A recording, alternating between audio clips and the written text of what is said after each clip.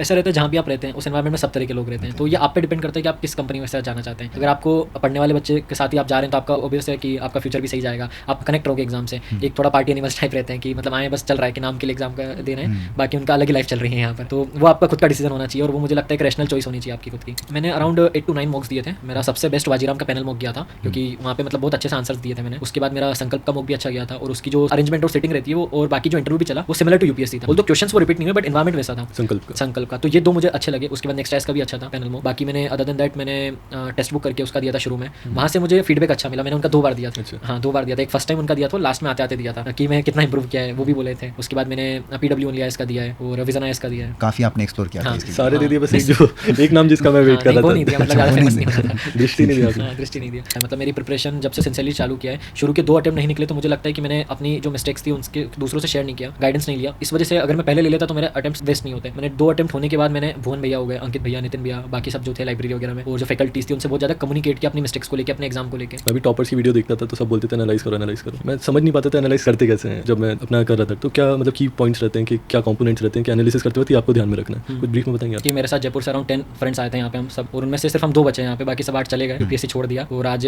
कोई बीएड कर रहा है या बाकी सब कर रहे हैं। एक साइक होती है क्वेश्चन सोल्व करने की, तो वो मुझे लगता है कि क्वेश्चन सोल्व करके डेवलप होती है। जो लास्ट के 3 मंथ्स रहते हैं प्रीलिम्स के, इसमें आप जितने एमसीक्यू सोल्व कर सकते हैं उतने करिए। उससे आपको एक एबिलिटी आएगी, आप आइडेंटिफाई कर पाओगे कि क्या कौन सा स्टेटमेंट सही है और कौन सा स्टेटमेंट गलत है। तो वो पेपर में रिफ्लेक्ट होता है। फिर आपको समझ में आता है कि नहीं इस स्टेटमेंट में कुछ इशू है, भले आपका नॉलेज इतना नहीं है पर आपको समझ में आता है the way it is framed, यहाँ पे कुछ ना कुछ ग्लिच है। करंट के तो ठीक है वो 365 या उस जैसे जो मैगजीन बहुत निकालते हैं वो डेटा रिलेटेड हमें इन्फॉर्मेशन देते हैं। इवन स्टैटिक के भी वो निकालने हैं कंपाइलेशन छोटे 50 पेजेस के हो गए, या एआरसी रिपोर्ट, इनकी रिपोर्ट के भी आप कंपाइलेशन आ ले। क्या हम उस पर रिलाई हो सकते हैं उस पर? जैसे आपने बोला कि मॉडर्न के नोट्स नहीं बनाते मॉडर्न हिस्ट्री का, ऐसे ही होता है कि अपन पॉलिटी पढ़ते हैं, स्पेक्ट्रम पढ़ते हैं। ये सिर्फ इतनी बड़ी बुक है कहने के लिए, लेकिन ये सिर्फ प्रीलिम्स ही क्लियर करवा सकते हैं, आपको मेंस के आंसर में हेल्प नहीं कर सकते। लक्ष्मीकांत मेंस के लिए बिल्कुल कुछ नहीं है, कुछ नहीं है। तो उसके लिए फिर कैसे आपने जीएस 2 कैसे प्रिपेयर किया था? 11 सितंबर को जो फाइनल कॉम्प्रिहेंसिव टेस्ट है उनकी कॉपीज दोनों चेक होकर आई, तो उसमें रिमार्क्स मिले थे कि you don't have any knowledge of public administration, what the hell are you writing and let's hope UPSC भी कंसीडरेट विद यू। पूरी कॉपी लाल थी। ये मेंस के 4 दिन पहले की बात है पब्लिक एडमिनिस्ट्रेशन में। ऑप्शनल का थोड़ा मेरा अनकन्वेंशनल रहा है, मतलब कोचिंग जब ज्वाइन करी तो सभी बोलते हैं आपको इंटरेस्ट आना चाहिए और सभी ऑप्शनल्स को पढ़ के देखो जिसमें इंटरेस्ट आता है, बट ये ना कि जब तक पढ़ोगे नहीं जब तक कहाँ से आएगा। तो मैंने सारे ऑप्शनल्स एक्सप्लोर किए, सोशियोलॉजी, पीएसआईआर, इवन एग्रीकल्चर तक किया। वो मुझे अच्छा लग रहा था सिलेबस देख के। कन्वेंशन के लिए आर एस शर्मा पढ़ते हैं, बट आप आर एस शर्मा पढ़ोगे तो पहले तो उसको एक बार रीडिंग में इतना टाइम चला जाएगा, दूसरी बार पढ़ोगे तो फिर से ऐसा लगेगा फर्स्ट टाइम पढ़ रहे हैं। कॉस्ट टू बेनिफिट बिल्कुल नहीं था, मैंने हटाया अलग इसको। फिर मैंने देखा कोई कंपाइलेशन अच्छा मिल जाए, तो उस समय उड़ान का स्टैटिक मिला था पीडब्ल्यू का ही, वो मैंने पढ़ा और 50-55 पेजेस का था। उसको मैं 3-4 बार पढ़ के गया। लास्ट में यूट्यूब पे उसकी वो भी मिल गई समरी, वो भी देख ली। अब मुझे लगता है कि जितना मैं आर एस शर्मा को बार-बार पढ़ के करता हूँ उतना इससे कर सकता हूँ। तो मुझे समझ में कि यहाँ टाइम कम देने के बाद भी इक्वल उससे ज़्यादा बेनिफिट मिलती। लास्ट ईयर एक भैया थे पवन कुमार सर के, उनके अराउंड 300+ मार्क्स थे। तो स्टूडेंट्स ऐसे भी हैं, बट फिर भी मुझे लगता है कि बाकी सब्जेक्ट्स हैं जैसे कि लिटरेचर हो गए, साइंस सब्जेक्ट्स, वहाँ मार्क्स अच्छे आते हैं। आप उस पीरियड में यूपीएससी के एग्जाम दे रही थी ना, तब जबकि सीसेट बहुत ड्रास्टिकली चेंज हुआ था। वैसे आप मतलब कितने सीसेट के क्वेश्चन अटेम्प्ट करते हैं? आपका टारगेट क्या होता था? एज एन एस्पिरेंट आप एक कोचिंग से क्या एक्सपेक्ट करते हैं कि कंटेंट कैसा होना चाहिए? मॉक्स वगैरह लगा रहे हो तो एक समझ में आया कि मॉक्स के मार्क्स गिनने ही नहीं चाहिए। कम आएंगे तो आप डिमोटिवेट होकर, ज़्यादा आएंगे तो ओवर कॉन्फिडेंस आएगा। तो मैंने लास्ट के 2 अटेम्प्ट में प्रीलिम्स निकल रहा है और एक भी मॉक के मार्क्स नहीं गिने। ऑल तो मैंने हर बार 40 मॉक्स अराउंड लगाए दोनों टेस्ट में, किसी के भी मार्क्स नहीं देखे। बट मैं ये देखता था कि मेरा कौन सा क्वेश्चन सही है तो क्यों सही है, क्या उसका एक्सप्लेनेशन पूरा पड़ता था, कोई गलत है तो उसका भी एक्सप्लेनेशन इक्वली पूरा पड़ता था। मतलब मैंने उसको एक तरह से पढ़ाई की तरह लिया कि मैंने सोल्व किया, एक्सप्लेनेशन पढ़ा, सोल्व किया, एक्सप्लेनेशन पढ़ा। मार्क्स से मुझे कोई मतलब नहीं था, मुझे सिर्फ 1 मार्क्स से मतलब है यूपीएससी के, तो वही फाइनल जो देंगे वो देख लेंगे। Hello everyone, welcome to Hot Talks. आज हमारे साथ है तनिष्क। इन्होंने यूपीएससी के 23-24 वाले एग्ज़ाम में यूपीएससी का इंटरव्यू दिया है। आज हम इनसे जानेंगे पूरी यूपीएससी की journey. Welcome Tanishq to our podcast. Thank you. Welcome Tanishq. Thank you. Tanishq, आपने जो यूपीएससी की जर्नी है उसका स्टार्टिंग पॉइंट क्या था, कैसे स्टार्ट हुआ आपका, एक ओवरव्यू देंगे? हाँ, थोड़ी लंबी स्टोरी है। हाँ, चलेगा ना? हुआ क्या था, मतलब 11th-12th हुआ, फिर IIT JEE का एग्ज़ाम दे के आया। सेम डे आते ही घर वालों ने पूछा कि अब क्या करना है आगे। मार्क्स मिलाए बैठ के तो लेस देन 30 मार्क्स आ रहे थे, तो पूछा क्या करना है, तो मैं क्लियर था। मतलब मेरा ऐसा था कि फ्रेंड्स वगैरह सब इंजीनियरिंग करने इंदौर जा रहे थे, तो मैंने कहा यहीं चलते हैं। बट पेरेंट्स इसमें मना कर दिए कि अगर करना है तो अच्छे कॉलेज से करो, IIT JEE की प्रिपरेशन वगैरह करके। तो वहाँ मैं क्लियर था कि ये मुझसे नहीं होगा। तो कहीं सुना था किसी फ्रेंड से कि यूपीएससी की प्रिपरेशन होती है, तो मैंने वो आगे रखा प्रपोजल। तो वो फ्रेंड्स को अच्छा, मतलब पेरेंट्स को अच्छा लगा क्योंकि दोनों गवर्नमेंट सर्विस में, तो उन्होंने हमेशा सिविल सर्विसेज को नोबल प्रोफेशन की तरह देखा। तो फिर मेरे फादर ने सारी रिसर्च वगैरह करी और फिर पूरा मुझे गाइड किया इससे रिलेटेड, एग्ज़ाम से रिलेटेड, और जब ही ये विज़न आया सामने। अच्छा, तो फर्स्ट गाइडेंस आपके फादर और पेरेंट्स थे।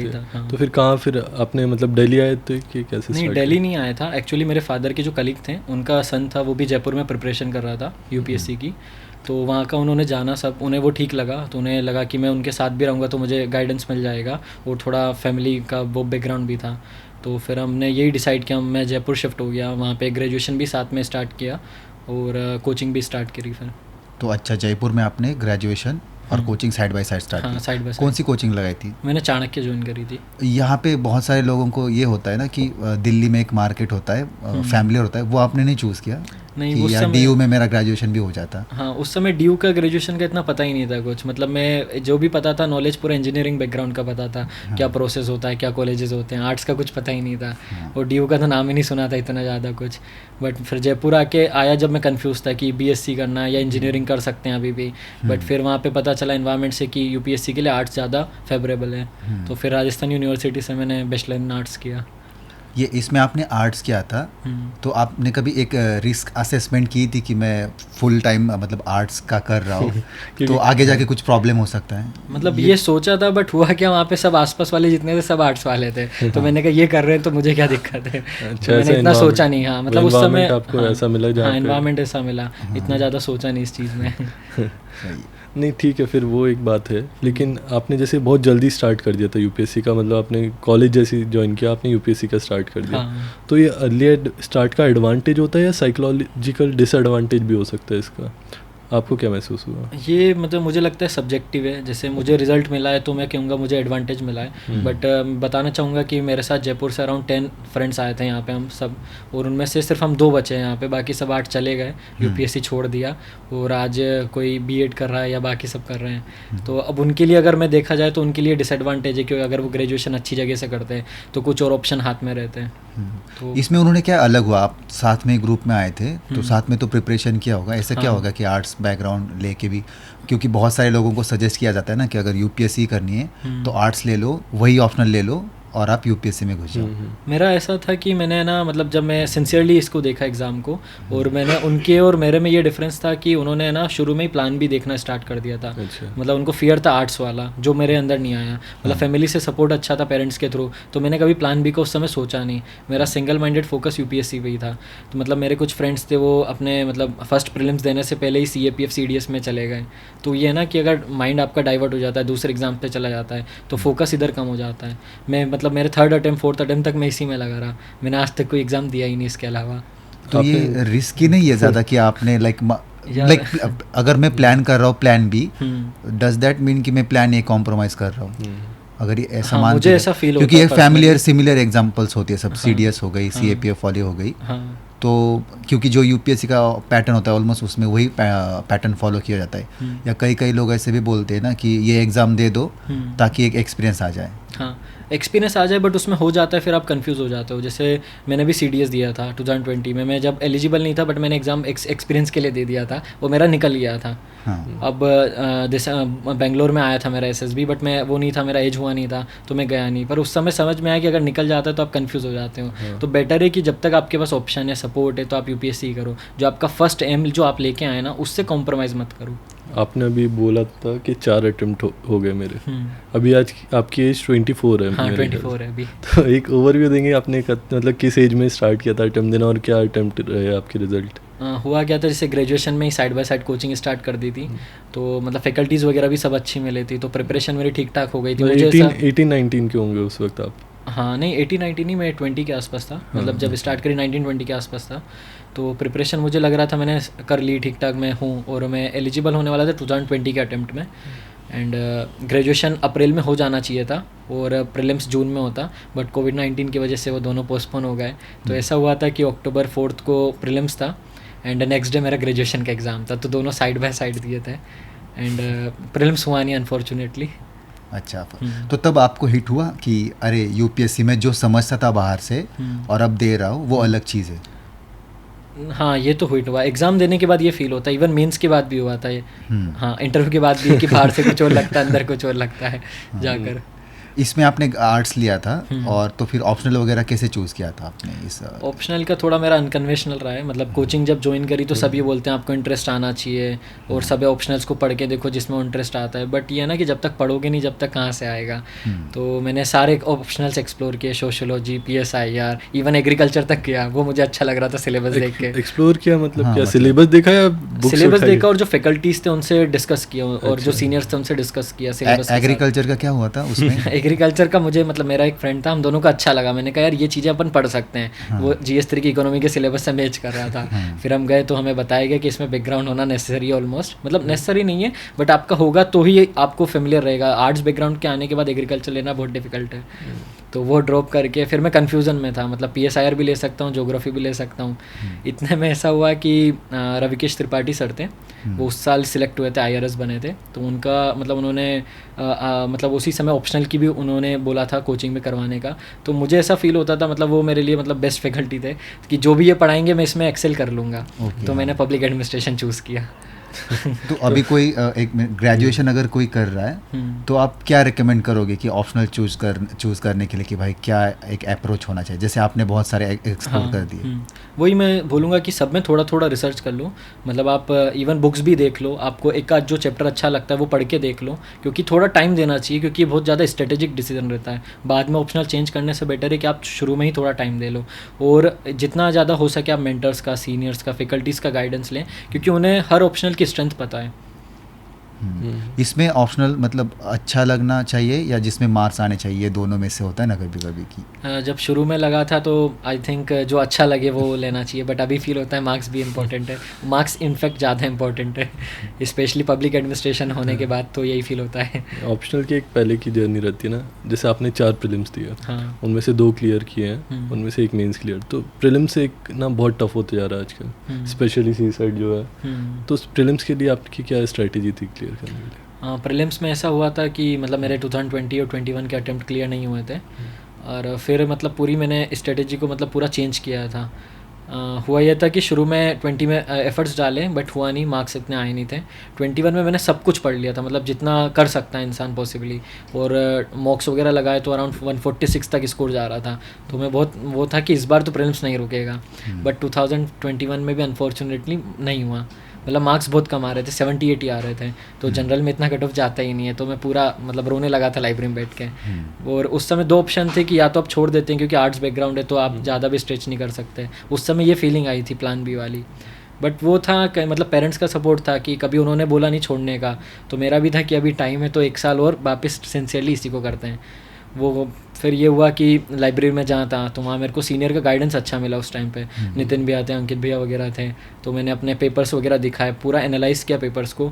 तो कुछ मिस्टेक्स आइडेंटिफाई करी, जैसे कि मतलब मैंने OMR में 3 मिस्टेक्स करके आया था, और जब लास्ट में ऑफिशियल आंसर किया आई तो 1 क्वेश्चन से मेरा प्रीलिम्स रुका था।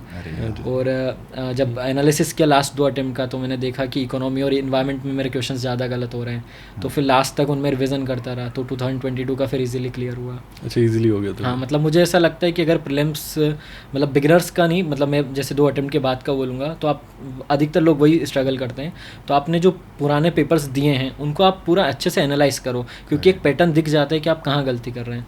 2021 में एक गलती मुझसे ये भी हुई थी कि मैं ओवर कॉन्फिडेंट हो गया था जो मॉक्स के मार्क्स वगैरह से। तो ये कि लास्ट में पेपर के एंड तक पढ़ा नहीं, रिवाइज नहीं किया, और जो मेंटल पीस है वो अफेक्ट हो गया था, तो वो चीज़ें पेपर में भी रिफ्लेक्ट हुई। मैं भी टॉपर्स की वीडियो देखता था तो सब बोलते थे एनालाइज करो एनालाइज करो।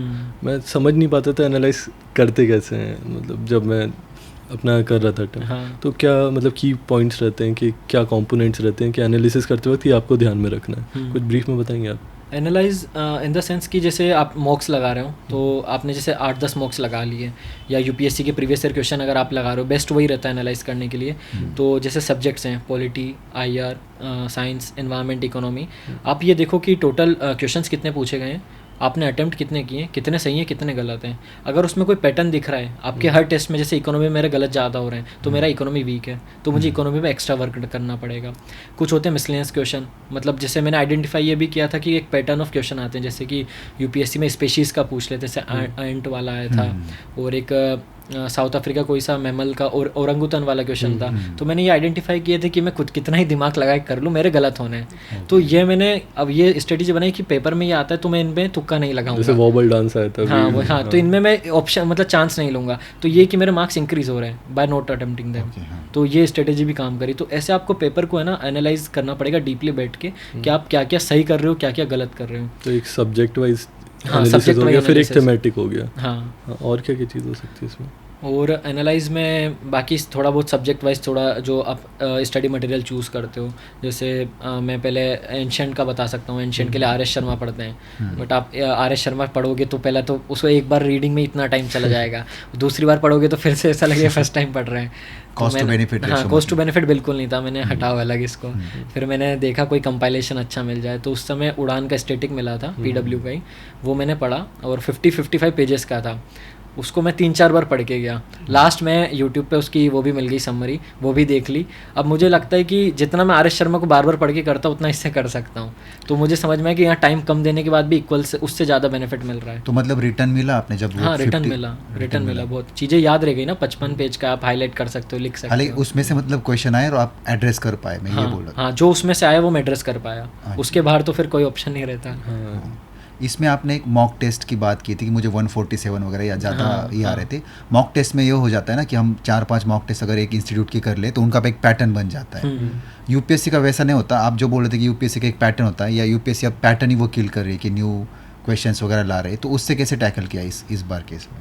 जैसे इस बार का था बिल्कुल ही वो रहता है। तो मुझे लगता है कि आप अपने लेवल पे जितना प्रिपेयर्ड हो सकते हैं उतना चल जाओ। बाकी जो 2 घंटे हैं वहाँ पे आपको PYQ बेसिस पे दिमाग लगाना पड़ेगा।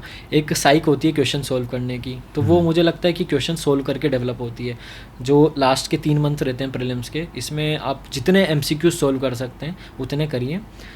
उससे आपको एक एबिलिटी आएगी, आप आइडेंटिफाई कर पाओगे कि क्या कौन सा स्टेटमेंट सही है और कौन सा स्टेटमेंट गलत है। तो वो पेपर में रिफ्लेक्ट होता है। फिर आपको समझ में आता है कि नहीं, इस स्टेटमेंट में कुछ इशू है। भले ही आपका नॉलेज इतना नहीं है, पर आपको समझ में आता है the way it is framed, यहाँ पे कुछ ना कुछ ग्लिच है। लेकिन ये मॉक टेस्ट में ना हम पूरा क्रिटिकल व्यू नहीं देखते कि भाई, ज़्यादातर टेंडेंसी हमारे ब्रेन की होती है कि भाई ये तो गलत ही होगा, और वही हम एटीट्यूड ना कैरी फॉरवर्ड नहीं करते यूपीएससी के कभी कभी एग्जाम में, क्योंकि हमें लगता है भाई ये सही कैसे हो सकता है इसमें। और दूसरा आपने ये बताया था कि सेकंड अटेम्प्ट में कि मेरी तैयारी तो अच्छी हो चुकी थी, मॉक में भी स्कोर अच्छे आ रहे थे, लेकिन वही कि गूगली हो गई यूपीएससी के एग्ज़ाम में और आपका नहीं हुआ। तो वो कैसे टैकल किया यहाँ पे? जैसे फर्स्ट आपने बोला कि वो हो जाता है, तो कुछ तो वो रहते हैं कि आइडियल चीज़ें नहीं रहेगी मॉक से। इसमें बस एक ऐड ऑन की, तो फिर वो मेंटरशिप जो आपको अंकित भैया आपको मिल गए थे, सो हर एक को तो नहीं मिलते, वो लाइक लकी होते ना। तो उसको कैसे आप लाइक अगर कोई सुन रहा है तो वो कैसे एड्रेस करें? देखो, जो पहला आपने बताया था कि 2021 वाला अटेम्प्ट गूगली हो गई थी, उसमें मतलब मैंने खुद ने फिर एनालाइज़ किया बैठकर कि क्या दिक्कतें थी। तो ऐसा था कि मैं एग्ज़ाम के 1 महीने पहले तक मेरा सारा सिलेबस कवर हो चुका था। तो ये पता चला कि वो 1 मंथ आइडल नहीं बैठना है, वो बहुत खतरा है, क्योंकि आप उसमें पुराना भूलोगे, आपने जो MCQ सोल्व किए वो एबिलिटी चली जाएगी वापस से। तो आपका टाइम इस हिसाब से रहना चाहिए कि आपका जो पीक है वो पेपर वाले दिन आए, उससे पहले ना आ जाए। वो गलती, आपका जो पीक रहता है वो ग्राफ ऐसा, हाँ, ग्राफ नीचे हो जाएगा। हाँ, इन्वर्टेड हो जाएगा। हाँ, और मॉक्स वगैरह लगा रहे हो तो एक समझ में आया कि मॉक्स के मार्क्स गिरने ही नहीं चाहिए। कम आएंगे तो आप डिमोटिवेट होगे, ज़्यादा आएंगे तो ओवर कॉन्फिडेंस आएगा। तो मैंने लास्ट के 2 अटेम्प्ट में प्रीलिम्स निकल रहा है और एक भी मॉक के मार्क्स नहीं गिने। ऑल्दो मैंने हर बार 40 मॉक्स अराउंड लगाए दोनों टेस्ट में, किसी के भी मार्क्स नहीं देखे। बट मैं ये देखता था कि मेरा कौन सा क्वेश्चन सही है तो क्यों सही है, क्या उसका एक्सप्लेनेशन पूरा पड़ता था, कोई गलत है तो उसका भी एक्सप्लेनेशन इक्वली पूरा पड़ता था। मतलब मैंने उसको एक तरह से पढ़ाई की तरह लिया कि मैंने सॉल्व किया, एक्सप्लेनेशन पढ़ा, सॉल्व किया, एक्सप्लेनेशन पढ़ा। मार्क्स से मुझे कोई मतलब नहीं था, मुझे सिर्फ 1 मार्क्स से मतलब है यूपीएससी के, तो वही फाइनल जो देंगे वो देख लेंगे। मॉक्स एक तरीके से टेस्टिंग ग्राउंड होता है ना अपना, कि प्रिपरेशन चेक करने का। सो कुछ मतलब काफ़ी लोगों का माइंडसेट ऐसा होता है कि उसे as a revision material use करते हैं, एज अ एडिशनल सोर्स के पढ़ने के लिए। बल्कि एक स्ट्रैटेजी होती है कि मतलब यहाँ आप अपना स्ट्रैटेजी पूरा डेवलप करो कि कैसे आप अटेम्प्ट करोगे पेपर रियल टाइम में। तो आपने कैसे मतलब इसको यूज़ किया था? मतलब मैंने उसको टेस्ट के फॉर्म में नहीं देखा था, शुरू के अटेम्प्ट्स में देखता था कि कितने मार्क्स आ रहे हैं, अच्छे आए तो ऐसा, बुरे आए तो सोच में पड़ गए। बट बाद में ये फील हो गया जब 2021 का था ना कि इतने मार्क्स आने के बाद भी नहीं होता है, तो मार्क्स का कोई सेंस नहीं है देखने का। तो आपका फोकस यही रहना चाहिए कि आप टेस्ट लगा रहे हैं तो आप कितना उससे रिट्राइव कर पा रहे हैं, कि आपका नॉलेज डेफिसिट है वो कितना फुलफिल हो पा रहा है, कितना आपको एडिशनल कंटेंट मिल रहा है। और ये भी है कि आप सेक्शनल टेस्ट लगाते हैं तो कितना आपका रिवाइज हो रहा है कंटेंट। पॉलिटी अगर मैंने पढ़ी है, फिर मैं पॉलिटी का अगर सेक्शनल टेस्ट लगा रहा हूँ तो मेरे को पूरा रिवीजन मिल रहा है, DPSP वगैरह सब रटा रहे हैं मेरे। तो मेरा फोकस ये कि मेरा नॉलेज इनहांस हो जाए, एनरिच हो जाए, कहीं से कहीं तक जितने भी होल्स थे, मतलब लूप होल्स थे प्रिपरेशन में, वो सारे उससे टेस्ट के थ्रू फुलफिल हो जाए, मतलब ख़त्म ना हो, बीच में ना रहे। एक और चीज़ है कि जैसे मॉक टेस्ट लगाते हैं तो आपने किन कोचिंग से मॉक टेस्ट लगाए थे और किस टाइप से लगाए थे? मतलब मार्केट से खरीद के या टेस्ट सेंटर जाके, कैसे टाइप से यूज़ किया था? नहीं, मैंने कोई भी ख़रीदा नहीं था, जो मार्केट में अवेलेबल है वही प्रिंट आउट लेके आता था, उन्हें लगाता था लाइब्रेरी में बैठकर पूरे 2 आवर्स में, और फिर एक्सप्लेनेशन पढ़ता था। मतलब जयपुर में ही लगाते नहीं, थे? मैं 2019 के एंड में दिल्ली आ गया था। हाँ। तो इसमें स्पेक्ट्रम ऑफ लाइक अलग अलग कोचिंग की आप उठाते थे या एक ही कोचिंग की लेते थे, पूरी लगाते थे? शुरू के 2 अटेम्प्ट में ऐसा था, पहले विज़न प्रेफर किया जाता था कि विज़न के जो पूरे टोटल आए उतने कर लो, लास्ट में फोरम हो गया, वाजीराम वगैरह जो है वो उठा लो। बट लास्ट 2 ईयर से मुझे मतलब SFG जो आता है फोरम का, वो मुझे टू द पॉइंट लगा और उसका एक्सप्लेनेशन छोटे थे, तो मैंने कहा ये मैं अच्छे से कर सकता हूँ, रिवाइज भी हो जाएंगे। तो मैंने SFG कर रहा हूँ लास्ट 2 साल से।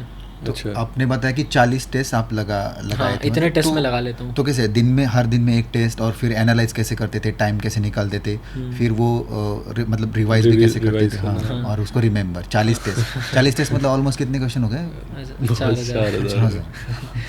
40 हो जाते हैं। मतलब आप जैसे जून में या मई एंड में पेपर है, तो आप फेब या मार्च से स्टार्ट करते हैं प्रिपरेशन, तो शुरू में आप बेसिक्स उठाते हैं, आपकी NCERTs हो गई, धीरे धीरे पढ़ना चालू करते हैं, आपकी टाइम सेटिंग मतलब टाइम लिमिट सेटिंग जो रहती है बन जाती है। फिर मैं ये करता था, जैसे आया हूँ मैं लाइब्रेरी, तो मैं रात में पढ़ता था, तो मैं 3, 4, 5 बजे तक लाइब्रेरी आता था दोपहर में। अच्छा, नॉकटर्नल। हाँ, नॉकटर्नल। फिर आता था, न्यूज़पेपर वगैरह पढ़ा, थोड़ा बहुत स्टैटिक पढ़ा, डिनर वगैरह किया, और थोड़ा बहुत और चाय वाय पी के आ गए। फिर मैं 12 बजे तक जो ऐसा ऊपर नीचे का पढ़ने का वो पढ़ लिया। 12 बजे फिर ब्लैक कॉफ़ी पी कर बैठता था। तो 12 से 5 में मेरा ये टारगेट है, मेरे को 2 50-50 मतलब SFG 50 क्वेश्चंस करे थे, 2 वो लगाने हैं विथ एक्सप्लेनेशन 12 से 5 घंटों में, सबसे रीड करके। वही सबसे अच्छा पहले टेस्ट लगाना है। हाँ, जो सबसे अच्छा वो मेरे लिए फ़ायदा ये था, मतलब लाइब्रेरी पूरे पीसफुल इन्वायरमेंट है, कोई डिस्टर्बेंस नहीं है, बाहर जाने का कुछ है नहीं, तो उन 5 घंटे में 2 टेस्ट लग जाते थे। और उसका नोट्स बनाते थे या वहीं पे नहीं, वहीं पे मैं लिख देता था। अच्छा, हाँ, पेपर्स में ही कर देता था जो भी है पूरा। पेपर्स नहीं, मतलब मैं लैपटॉप में पढ़ता था, टेस्ट बस लगा के एक्सप्लेनेशन लैपटॉप से देखता था, तो हाईलाइट करते हुए चलता था। जो लगता था, मैंने एक ये कि मेरे को टाइपिंग भी अच्छी आती है, तो मैं लिख के प्रैक्टिस कर लेता था, मतलब मेरे नोट्स ऐसे बन जाते थे, जो आप लिख के करते हो मैं टाइपिंग में, तो लास्ट टाइम देखने के लिए कंटेंट पहले से प्रिपेयर हो जाता है, वन पॉइंटर। तो किस चीज़ पे आप एवरनोट पे बनाते थे? शुरू में एवरनोट, हाँ एवरनोट पे बनाया पूरा। अच्छा। तो ये हो गया GS की बात। CSET टेक काफ़ी ट्रबल बनता जा रहा है, और आप तो BA के स्टूडेंट हैं, आर्ट्स का। तो फिर कैसे हैंडल किया आपने CSET? मतलब फॉर्चुनेटली मेरे साथ ये अच्छा रहा है कि 4 अटेम्प्ट दिए हैं, कभी भी CSET नहीं रुका है। शुरू में 77 मार्क्स आए थे, फिर 100 के अराउंड ही आए, इस बार पता नहीं कितने आएंगे। बट ऐसा रहा है कि जब फर्स्ट अटेम्प्ट दिया ना, तो जैसे मेरा 12th तक मैथ्स बैकग्राउंड था, और पता नहीं कैसे पर RCs अच्छे से हैंडल हो जाते थे। मतलब मैं जो RC में लगा के आता था, वो मेरे UPSC के ऑफिशियल की से मैच करता था। तो स्ट्रेटेजी मेरी ये रही है कि आप किसी भी पर्टिकुलर सेक्शन को टारगेट मत करो, क्वांट आ रही है, रीजनिंग आ रही है, इंग्लिश आ रही है, आप तीनों को इक्वली दो, जितना आपसे बन जाए। तो मैंने जैसे 2 आवर्स का पीरियड रहता है, तो मैं फर्स्ट 40 मिनट्स में जितने मुझसे मैथ्स के और रीजनिंग के क्वेश्चन बन रहे हैं मैं उनको करता था, जितने मुझसे बन रहे हैं। उसमें ये रहता था कि कोई क्वेश्चन है तो समझ में आ जाता है आपसे होगा या नहीं होगा, तो जो लग रहा है नहीं होगा विजिबिलिटी सामने ही, तो मैं उसे छोड़ देता था। जो बन रहे हैं वो 40 मिनट्स में कर लिए। उसके बाद जैसे मेरी RCs स्ट्रेंथ थी, तो नेक्स्ट 1 आवर में पूरा RCs में लगाता था। तो मेरा टारगेट है कि 50 मिनट्स जो नेक्स्ट है वो मैं पूरा RCs ख़त्म कर दूँ। RCs में वही छोड़ूंगा जो मेरे को पता है ये गलत हो सकते हैं, बहुत ज़्यादा चांसेस है, बाकी टारगेट ये कि पूरे करने हैं। फिर लास्ट में जो बचता है अराउंड 20 मिनट्स या 30 मिनट्स जितना भी, उसमें जितने मैथ्स के क्वेश्चन बचे हैं वो कर लेता था। अब उसमें ऐसा भी होता था कि नहीं आ रहे हैं बट करना है, तो कुछ ऐसे क्वेश्चन आते हैं जो ट्रिक से होते हैं बट आप मैनुअली कर सकते हो। जैसे इस साल क्वेश्चन आया था 111 into 111, तो मैनुअली सोल्व किया। टाइम लगता है लेकिन टाइम था ना, टाइम था तो करा, आ गए 2.5 नंबर। ऐसे एक 2020 में याद है मुझे, लास्ट में 10-15 मिनट बच रहे थे, क्वेश्चंस हो गए थे उस समय, तो एक क्वेश्चन था उसमें मतलब डिवाइड करके नंबर ऑफ जीरोस बताने थे, तो वो ट्रिक से होता है, मुझे नहीं आता, तो मैनुअली सॉल्व करके डिवाइड करके निकाल दिया और सही आया आंसर। तो ये कि आप मैं टाइम का अगर बेनिफिट आगे मैंने स्ट्रेटेजाइज करा है तो ऐसे क्वेश्चन में 2-3 एक्स्ट्रा बना लेता हूँ। भाई आपने स्टार्टिंग में काफ़ी अच्छे से यूटिलाइज किया टाइम, ताकि आपके हाँ, end में ताकि थोड़ा- लास्ट में ये कि जो क्वेश्चन नहीं बनते हैं वो भी बना सकते हैं। ये आप उस पीरियड में यूपीएससी के एग्जाम दे रही थी ना, तब जब कि सीसेट बहुत ड्रास्टिकली चेंज हुआ था। हाँ। वैसे आप मतलब कितने सीसेट के क्वेश्चन अटेम्प्ट करते थे? आपका टारगेट क्या होता था? कि मेरा टारगेट 50 टच करने का रहता था। 50? तो फर्स्ट अटेम्प्ट में हो गए थे 48-49 समथिंग, बट उस समय गलत ज़्यादा हुए थे, मैथ्स इतना पढ़ा नहीं था। फिर मैथ्स वगैरह रीजनिंग थोड़ा यूट्यूब से क्लासेस देख के कर लिया था। तो 2021-22 दोनों बार 51-52 अटेम्प्ट किए। कौन से यूट्यूब के मतलब कोई? एक सिविल स्टेप करके यूट्यूब पर चैनल है, फ्रीली वीडियोस अवेलेबल है। सिविल स्टेप एडू टेप का ये विष्णु सर करके हैं जो पढ़ाते हैं, और उन्होंने अच्छे से बताया, यूपीएससी के प्रीवियस ईयर क्वेश्चंस भी कराएं और कॉन्सेप्चुअल अंडरस्टैंडिंग भी बहुत अच्छे से बताते हैं, पूरा कैसे क्वेश्चन सॉल्व करना है, यूपीएससी पैटर्न को पूरा अच्छे से बताया उन्होंने सी साइड। तो उनके 160 वीडियोज़ हैं, इतने पूरे देखने के नहीं है, जो काम के हैं वो देख सकते हैं, तो उससे बहुत ईजिली सी साइड निकल जाएगा कोई उन्हें सिंसियरली देख रहा है तो। अच्छा, इसमें ये एक हमारा इशू हो जाता है ना, जो आरसी होता है वो बहुत है ना रिस्की होता है, कि गलत होने के चांसेस बहुत होते हैं, लोग बोलते हैं। और मैथ जो क्वांट का सेक्शन है उसमें ये जाता है कि श्योर शॉट आपको मार्क्स आता है। हाँ। तो आपका जो आरसी था वो आपने स्ट्रॉन्ग कैसे किया? कि न्यूज़पेपर के थ्रू आप पढ़ते थे या एडिटोरियल पढ़ते थे? ये कैसे स्ट्रॉन्ग किया था आपने? ये ऐसा है कि अगर आप अच्छे लंबे समय तक अगर द हिंदू वगैरह पढ़ रहे हैं तो वोकेबुलरी अच्छी हो जाती है, तो आरसी पे एक स्ट्रेंथ आने लगती है। और बाय नेचुरल मेरी शुरू से मतलब इंग्लिश ये आरसी वाली पता नहीं अच्छी रही है, तो मेरे क्वेश्चंस गलत कम होते थे इनमें। अब ये पता नहीं कैसे एबिलिटी डेवलप हुई। और क्वांट जो है आपने यूट्यूब से? हाँ, क्वांट मेरे को करना पड़ा, तो वो मेरा बैकग्राउंड हमेशा से वीक रहा है, मैथ्स रीजनिंग वाला। तो मतलब एप्टीट्यूड आपका डेवलप किया आपने? हाँ, एप्टीट्यूड डेवलप करना करा। बस ये कि फिर ये कि आरसीस पूरे कर लो, मैथ्स रीजनिंग अच्छे से कर लो, तो इजीली सी सेट निकलेगा। फिर जो थर्ड अटेम्प्ट में आते आते आपने फर्स्ट बार प्रीलिम्स क्लियर किया। हाँ। फर्स्ट मेंस का कैसा एक्सपीरियंस था? फर्स्ट मेंस का तो बहुत अच्छा एक्सपीरियंस था। मतलब ये कि मैंने शुरू में मैं सिंसियरली प्रिपेयर करता था, मतलब ये कि प्रीलिम्स नहीं निकला फिर भी मेंस की पढ़ाई करता था। तो मेरे साथ ऐसा हुआ था कि जब थर्ड टाइम प्रीलिम्स निकला इतनी मुश्किल से, प्रीलिम्स का रिजल्ट आया ही था, उसके 8-10 दिन बाद ही मैं बीमार हो गया, मतलब गैस्ट्रोइंटेस्टिनल डिसऑर्डर टाइप हो गया था। पहले दिल्ली के हॉस्पिटल्स में दिखाया तो उन्होंने कहा स्पेशलिस्ट को दिखाओ और खाना वगैरह बाहर का बंद कर दो। अब यहाँ का खाना तो पता ही है। फिर मैं जयपुर चला गया, मतलब रिलेटिव्स के यहाँ, कुछ दिन रहा वहाँ, दिखाया तो मैं ठीक हुआ। वापस दिल्ली आया, वापस से वही इशू, तो मैं फिर घर चला गया था। तो ऐसे मेरे 1-1.5 महीना पूरा चला गया मेंस के बीच का टाइम, पढ़ ही नहीं पाया मैं ढंग से। बट ये कि जो पुरानी प्रिपरेशन थी और जो एक्यूमुलेटेड नॉलेज था उसके थ्रू मैंने मेंस दिया, सारे क्वेश्चंस अटेम्प्ट करे थे, सारे मतलब पढ़ा नहीं था। इवन GS1 मेरा रिवाइज नहीं था, GS2 मैंने सिर्फ पब्लिक एडमिनिस्ट्रेशन के थ्रू किया था, GS3 थोड़ा बहुत पढ़ा था और GS4 अच्छा पढ़ के गया था। तो ऐसा लग रहा था मार्क्स मतलब अटेम्प्ट सारे करके आया था, पर ये था कि पता है अपना कंटेंट इतना अच्छा नहीं है क्योंकि आपने पढ़ा इतना नहीं है। बट फॉर्चुनेटली मार्क्स भी अच्छा है, ऑल्दो हुआ नहीं, बट मेरे अराउंड 720 मार्क्स आए थे और 748 कट ऑफ था। 720 तो ये मतलब क्या है कि कंटेंट इतना अच्छा नहीं था लेकिन मैंने पढ़ा था, ये मतलब ये ना कि आपने पढ़ा है, आप 3-4 साल से पढ़ रहे हो, पढ़ा है, बट जो 3 महीने का पीरियड रहता है वो बहुत क्रूशियल है, उसमें आपको पूरा कंसोलिडेट करना है। अगर वो नहीं कर पाएगा तो आपने कितना ही पढ़ा लिख नहीं पाओगे। और ये कि आपको करंट अफेयर्स भी पढ़ना है, आपको आंसर राइटिंग स्किल भी डेवलप करनी पड़ेगी, आपको ये कि आप 3 आवर्स के पीरियड में 20 क्वेश्चंस लिख पाओ, अच्छे से लिख पाओ। अच्छा, इसमें मतलब वैल्यू एडिशन करना? हाँ, वैल्यू एडिशन करना। इसके बैकग्राउंड में एक है कि बहुत सारी कोचिंग अब है ना, एक मटेरियल निकालते कि 365 वगैरह ये या उसका कंपाइलेशन, तो आपके खुद के नोट्स वहाँ पे यूज़ करने चाहिए, या ठीक है मैंने पढ़ा है, अब जिनका 2-3 अटेम्प्ट हो गए मैंने पढ़ा है, अब ये रहने दो, ये जो ऑलरेडी अवेलेबल मटेरियल है मैं वो लेता हूँ, और उससे क्रैक हो सकती है क्या मेंस? हाँ, हो सकती है। मतलब ये है ना कि आपके लिए कोई और मेहनत करके दे रहा है आपको, सिंपल सा फंडा है। मेंस 365 है, कोई बना के दे रहा है आपको प्रिसाइज फॉर्मेट में, तो आप उसको रटो। बट ये है कि स्टैटिक के जो नोट्स हैं, मान लो एथिक्स है, तो एथिक्स आपको पहले ही खुद से प्रिपेयर करना पड़ेगा, आपके पास खुद के नोट्स होने पड़ेंगे, क्योंकि उन 3 महीने में के पीरियड में आप किसी नए मटेरियल पे नहीं जा सकते। अच्छा, स्टैटिक में? हाँ, स्टैटिक में। पर करंट का ये कि आप खुद से बनाने बैठोगे, आप न्यूज़पेपर रेगुलर पढ़ो, आर्टिकल्स वगैरह एडिटोरियल वाला पार्ट रेगुलर पढ़ो, उसका रिवीजन मेंस 365 के थ्रू कर लो। नहीं, करंट के तो ठीक है, वो 365 या उस जैसे जो मैगजीन बहुत निकालते हैं वो डेटा रिलेटेड हमें इन्फॉर्मेशन देते हैं। इवन स्टैटिक के भी वो निकालने कंपाइलेशन छोटे 50 पेजेस के हो गए, या ARC रिपोर्ट, इनकी रिपोर्ट के भी अब कंपाइलेशन आने लगे। क्या हम उस पर बैंक रिलाई हो सकते हैं उस पर? वो डिपेंड करता है, मतलब अच्छा होना चाहिए। जैसे मेरे को याद है पब्लिक एडमिनिस्ट्रेशन ऑप्शनल है, तो सेकेंड ARC मैंने पूरी नहीं पढ़ी है। मैंने सिर्फ 2 रिपोर्ट उसकी पूरी पढ़ी थी, वो भी कोविड-19 के टाइम पे कि लॉकडाउन है फ्री है पढ़ लेते हैं। एग्ज़ाम टाइम पे मैं बस उसकी समरी पढ़ के जाता था, वो मुझे सफिशिएंट लगती थी। वो पता है कि इसके बाद मेहनत फ्यूटाइल हो जाएगी अगर करता भी हूँ तो अभी जैसे मेंस के टाइम देखा था तो मेरे पास बहुत सारी चीज़ों के नोट्स नहीं थे। जैसे मॉडर्न इंडिया वगैरह के मेंस के अकॉर्डिंग नोट्स नहीं बनाए, पढ़ा इतना है पर नोट्स नहीं बनाए। तो फिर ये कि जो मार्केट में मटेरियल है, जैसे प्रहार करके मटेरियल है इसका PW का ही, वो अच्छा मटेरियल है, तो वो मैंने पढ़ा। मैंने एथिक्स का भी उसी से पढ़ा, तो मेरे को रेडीमेड कंटेंट मिल गया। बस ये कि उस पर आपको कम्प्लीटली रिलाई नहीं होना है, आप उससे एक रेफरेंस ले लो। वहीं पर मैं तो जैसे लैपटॉप पर करता था तो वहीं PDF को एडिट करके मैं अपना कंटेंट डाल देता था। वो लास्ट टाइम पर उसी को रिवाइज़ करा। इसमें ये है ना एक बात कि जैसे आपने बोला कि मॉडर्न के नोट्स नहीं बनाए थे मॉडर्न हिस्ट्री के, ऐसे ही होता है कि अपन पॉलिटी पढ़ते हैं, स्पेक्ट्रम पढ़ते हैं, ये सिर्फ इतनी बड़ी बड़ी बुक है कहने के लिए, लेकिन ये सिर्फ प्रीलिम्स ही क्लियर करवा सकते हैं। आपको मेंस के आंसर में हेल्प नहीं कर सकते। लक्ष्मीकांत मेंस के लिए बिल्कुल कुछ नहीं है, वही कुछ नहीं है। तो उसके लिए फिर कैसे आपने GS2 कैसे प्रिपेयर किया था? अब GS2 के लिए तो शायद मैं गाइड नहीं कर पाऊंगा, पब्लिक एडमिनिस्ट्रेशन ऑप्शनल है तो पॉलिटी पढ़ना ही नहीं है, पूरा का पूरा कवर हो जाता है। बस थोड़ा फंडामेंटल राइट DPSP वाला सेक्शन है वो करने का रहता है, और IR करने का रहता है। वही इवन सोशल जस्टिस भी पब्लिक एडमिनिस्ट्रेशन कवर करा देता है। नहीं, वैसे बहुत सारे पेपर बच जाते हैं ना, जैसे इंडियन सोसाइटी बच जाता है, इंडियन सोसाइटी वगैरह, मॉडर्न हिस्ट्री जैसे आपने बताया अभी वो भी बच जाता है। उसके बाद आर्ट एंड कल्चर है, सोशल जस्टिस तो बहुतों को पता नहीं होता कि एक सब्जेक्ट भी है, ऐसे इंटरनल सिक्योरिटी। तो ये सब कैसे फिर कवर किया आपने? ये फिर आपने जहाँ कोचिंग ली है, कोचिंग के जो नोट्स है उनके थ्रू करना पड़ेगा, और जो वैल्यूडेशन मटेरियल मार्केट में चाणक्य IAS से ली थी, तो वहाँ के नोट्स हेल्प किए थे आप? नहीं, वहाँ मैंने कोचिंग पहले ले ली थी, तो मैंने उस समय ढंग से नोट्स बनाए नहीं थे, तो वो वाले नोट्स मेरे को कुछ काम नहीं है। तो मेरे को ये कि यहाँ पे आके जो मटेरियल था उन्हीं से मैंने करा है सब कुछ। मैंने जैसे एक फ्रेंड के नोट्स मिल गए थे विजन IAS के इंटरनल सिक्योरिटी के, तो वो ले लिए, वो अच्छे लगे, पढ़ लिए। इंडियन सोसाइटी में बहुत जगह देखा, जैसे एक स्मृति शाह मैम है विजन IAS में, उनके देखे थे, बट उनका मतलब अच्छे नोट्स मिले नहीं। उन्होंने पढ़ाया अच्छा, पर किसी के हैंड अच्छे नोट्स नहीं मिले।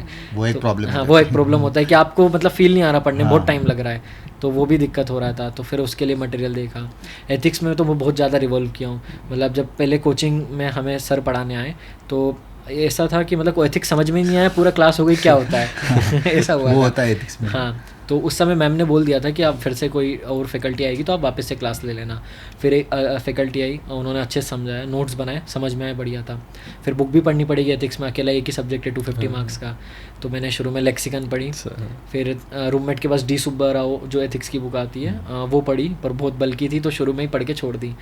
फिर फोरम IAS की रेड बुक पढ़ी, वहाँ से भी मतलब सेटिस्फेक्शन था, पर लेंथ ज़्यादा थी तो मैंने कहा रिवाइज़ नहीं कर सकते।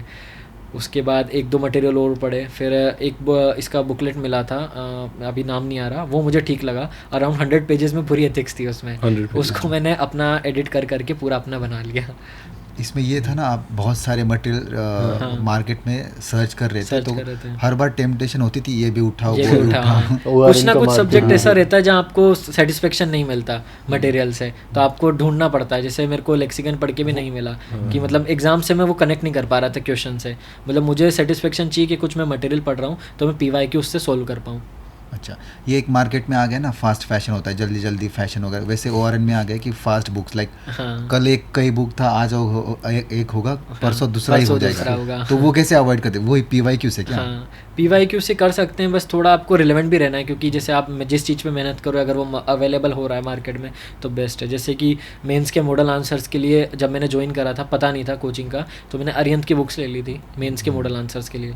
उस समय पता ही नहीं था कि मॉडल आंसर होते कैसे हैं, तो उसको देखता था, बाद में पता चला वो सबसे बेकार है, कोई सेंस नहीं है। वह उससे अच्छा आंसर आज ChatGPT डेवलप करके दे रहा है। फिर जैसे शून्य IAS ने अभी बुक लॉन्च करी थी मेंस की PYQ की, उन्होंने अच्छा रिसर्च करके बनाया, बट वो बहुत लेंदी कर दिया। मतलब एक 10 मार्कर क्वेश्चन है उसमें 3-3 पेज के आंसर दे रखे हैं। अच्छा। हाँ, बट ये कि उससे आपको मेंस में हेल्प मिलेगी। अगर आपको कंटेंट आपका डेवलप करना है PYQ के बेसिस पे तो हेल्प मिल जाएगा। तो ये जो आप बुक्स का रेफ़र किया, इसकी जगह आपने टॉपर्स के आंसर्स नहीं रेफ़र किए थे? मैंने देखे थे टॉपर्स के आंसर, बट वो आंसर राइटिंग के लिए देखे थे, कंटेंट के लिए नहीं देखे थे। अच्छा। क्योंकि है ना कि वो आइडियल कंटेंट आप कोई नहीं लिख पाता है, तो उससे बेटर है कि आप बुक्स के से पढ़ें ताकि कंटेंट आपको अच्छा मिले। बट जो स्किल है, मतलब आंसर राइटिंग मेरे अकॉर्डिंग यही है कि आपका जो एग्जिस्टिंग नॉलेज है उससे आप बेस्ट आंसर कैसे लिख पा रहे हैं। एज एन एस्पिरेंट आप एक कोचिंग से क्या एक्सपेक्ट करते हैं कि कंटेंट कैसा होना चाहिए? मतलब मैं आपके मुंह से बार बार सुन रहा था कि ये बल्कि था। आपको बल्कि नहीं चाहिए, शॉर्ट चाहिए, या मतलब कैसा कॉम्प्रिहेंसिव नहीं चाहिए क्या? 3 पेजेस में अगर वो अलग अलग डायमेंशन कवर कर रहे हैं, माइट भी 10 डायमेंशन हो गए, हम एग्जाम में 5 ही हमें वो डायमेंशन याद रखेंगे। मतलब आपको 5 ही चाहिए क्या आप डायमेंशन, मतलब क्या एक्सपेक्ट? मेंस के पहले तक लगता था जितना अच्छा होगा वो बढ़िया है। मेंस देने के बाद समझ में आया मैं 20 रट के भी जा रहा हूँ ना तो भी मैं सिर्फ 5 पॉइंट ही लिख पाऊंगा, तो फिर क्या मतलब है बाकी 15 पढ़ने का। हाँ।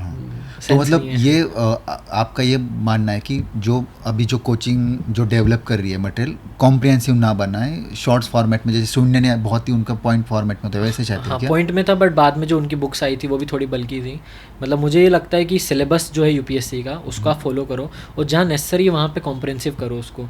बट जैसे किसी चीज़ के प्रोज एंड कॉन्स देने हैं तो वहाँ 15 पॉइंट्स मत दो, वहाँ आप 7-8 दो, काम हो जाएगा। इवन कुछ जगह देखा एग्जाम्पल से 4-4, 5-5 लाइन के एग्जाम्पल्स दे रखे हैं। मेंस में आप लिख ही नहीं सकते, आपका एग्जाम्पल 1 से 2 लाइन से ज़्यादा नहीं जा सकता। लेकिन हम जो एक इंटरलिंकिंग बोलते हैं सब्जेक्ट्स की, पॉलिटी का यहाँ इंटरलिंक हो सकता है, हिस्ट्री का वहाँ, तो ये कॉम्प्रिहेंड हो पाएगा अगर हम बुलेट पॉइंट्स में जाएंगे? एक अंडरस्टैंडिंग आ सकती है क्या हमें? मुझे लगता है कि आ सकती है, ईजी है, मतलब इतना डिफ़िकल्ट नहीं है। बट ये होना भी चाहिए, इस वे में कॉम्प्रिहेंसिव होना चाहिए, बट ये कि उस चीज़ को ज़्यादा स्ट्रेच ना किया जाए। जैसे एनसीईआरटी होती है कि उनका एक फ्लो होता है। हाँ, एक फ्लो होता है। हाँ, और अगर शून्य का देखोगे तो उनका बुलेट पॉइंट में आ गया। हाँ, बुलेट पॉइंट में आता है। तो एनसीईआरटी अगर हम पढ़ेंगे ना, हमें एक लाइक बोर नहीं होती। हाँ ठीक है, हर बार एक न्यू इन्फॉर्मेशन मिलती है। बुलेट पॉइंट में ऐसा लगता है कि यार ये वो थोड़ा हेक्टिक हो जाता है पढ़ना उसको। बट ये कि कहीं ना कहीं कॉम्प्रोमाइज़ करना पड़ेगा, आप ये नहीं चाह सकते। अगर वो फ्लो में आएगा तो फिर वो बहुत बल्कि हो जाएगा। या ऐसे हो सकता है कि स्टेप बाय स्टेप कुछ बुक्स हम रेफर कर सकते हैं, स्टेप बाय स्टेप के लाइक एनसीईआरटी अगर मैंने रेफर की तो उसके ऑन ऐड ऑन की। हाँ, वो बेसिक प्रिपरेशन यूपीएससी की उसी के बारे में कि आप जब शुरुआत करते हो तो आप एनसीईआरटी से करते हो, उसके बाद आप जो रेफरेंस बुक है स्टैंडर्ड बुक से, जैसे कि लक्ष्मीकांत, स्पेक्ट्रमैन पे जाते हो। जब एग्जाम आने लगता है तो आप कंपाइलेशन पे शिफ्ट हो जाते हो। और मुझे ऐसा लगता है कि आपने एनसीईआरटी पढ़ी है, आपने स्टैंडर्ड बुक्स पढ़ी है, तो आपके लिए बुलेट पॉइंट्स ईजी हो जाएंगे। फिर आपको कनेक्ट, आपको पता है आपके माइंड में पूरा है, तो आप इजीली क्लिक कर पाओगे। यही एक प्रॉब्लम होती है ना स्टूडेंट्स के साथ कि वो बहुत सारा कंटेंट समझ नहीं पाते कि कितना पढ़े, एक जो कहाँ पे स्टॉप करना है अपने आप को वो नहीं समझ आता। हाँ। तो इस चीज़ में जो आंसर राइटिंग है ना, तो वो प्रैक्टिकल एक्सपीरियंस देती है कि हाँ इतना ही यूज़ कर सकते हो आप प्रैक्टिकली, उससे ज़्यादा पढ़ना वेस्ट ही है। हाँ। तो कितना इंपॉर्टेंट रोल प्ले करता है आंसर राइटिंग। भले आपका प्रीलिम्स नहीं निकला है, लेकिन आंसर राइटिंग आपको कितना इंपॉर्टेंट है? आंसर राइटिंग मुझे लगता है अगर मेंस निकालना है तो वो ज़रूरी है, क्योंकि कितना ही आप कंटेंट पढ़ जाओ, अगर आप उन 3 आवर्स में 20 क्वेश्चन अच्छे से नहीं लिख पा रहे हो तो मुश्किल है निकलना। मतलब मेरे जो 722 मार्क्स समथिंग आए थे 2022 में, कम पढ़ के भी, वो इसीलिए था क्योंकि मैंने बाकी की जो मेरे 3-4 ईयर्स थे उनमें मैंने टेस्ट सीरीज़ लगाई है। मैंने 2 बार पब्लिक एडमिनिस्ट्रेशन की टेस्ट सीरीज़ लगाई थी, वहीं से मेरी आंसर राइटिंग डेवलप हुई। मतलब पवन कुमार सर थे उनके पब्लिक एडमिनिस्ट्रेशन वाले, उनका बेस्ट पार्ट यही लगता है, जैसे वो एक्सप्लेनेशन देते थे जब टेस्ट सीरीज़ का, तो वो कुछ नया नहीं बताते थे, वो बताते जो तुमने पहले से पढ़ा उसके थ्रू आंसर्स कैसे एड्रेस कर सकते हैं। तो वहाँ से मेरे को समझ में आया कि कंटेंट का रोल नहीं है, जो आपका एग्जिस्टिंग नॉलेज है उसको आप कितना अच्छे से लिख पा रहे हो, कितने डायमेंशंस आप खोल पा रहे हो। अच्छा, ऑर्गेनाइज वे में आप कैसे? ऑर्गेनाइज वे में मतलब जैसे अभी मुझे याद एक क्वेश्चन था स्टेटमेंट वाला, तो वो समझ में नहीं आ रहा था कि लिखना क्या है। उन्होंने पहले ब्रेक डाउन किया, उन्होंने शुरू कर दिया महात्मा गांधी से कि लोकल सेल्फ गवर्नमेंट के ऊपर था, और आंसर जब उन्होंने बताया सब मुझे आता था।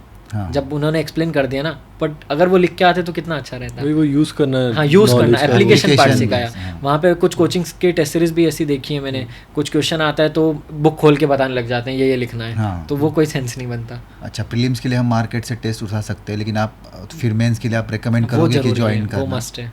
और उसका फीडबैक भी? हाँ, फीडबैक भी मुझे लगता है कि वहाँ पे आप थोड़ा पैसा वाइज चीज़ें ना देखें, वो इन्वेस्टमेंट है और बहुत अच्छा इन्वेस्टमेंट है। मतलब इस साल भी जब प्रीलिम्स निकला था तो मैं सर से बात कर रहा था अपने फैकल्टी से, मेरे नोन जो हैं, तो उन्होंने भी मुझे यही समझाया था कि अभी जितना है कर दें इन्वेस्टमेंट, ये मत सोच कि फाइनेंशियल क्या है सिचुएशन वगैरह।